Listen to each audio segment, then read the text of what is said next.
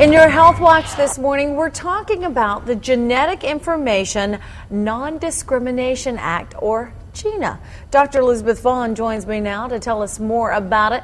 Now, this is designed to protect the public from insurance companies who try and make negative moves based on genetic testing and what it shows. What do you think about it? That's right. Its intentions are good, but I'm afraid it's not going to do what it promises. The founder of Patient Privacy Rights says that GINA actually allows employers and insurers to see your genetic records. It forbids them to use that information to discriminate, but there's no way to know if they're going to use it or not. You know, I have to agree with her. Now, I understand that you do genetic testing on your patients, and what do those tests tell them? Well, I divided into three different groups. There are two groups that I do not do: a single genetic mutation that causes an illness 100% of the time, like Huntington's disease. Fortunately, these illnesses are fairly uncommon.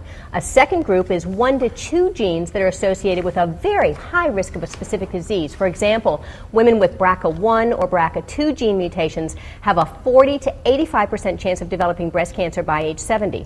Then there's what I do.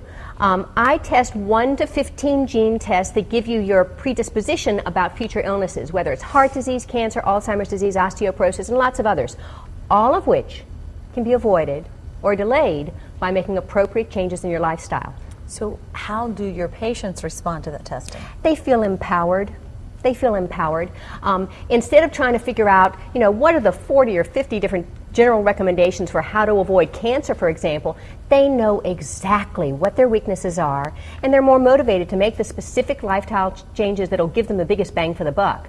You know, I can tailor their treatment for them. It's like using a laser pointer with gene testing instead of a spotlight. Well, in those cases, it seems to me that it would be, you know, beneficial for the patient because they can take steps in which they can, you know, make lifestyle changes.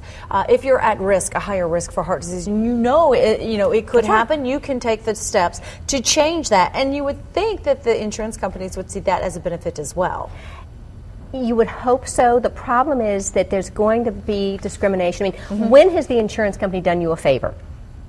Okay. Unfortunately, when insurance companies get a hold of this information, frequently they can use it against you and cancel your policy, increase the rate that you have to pay, or refuse to pay. So keep your genetic information private.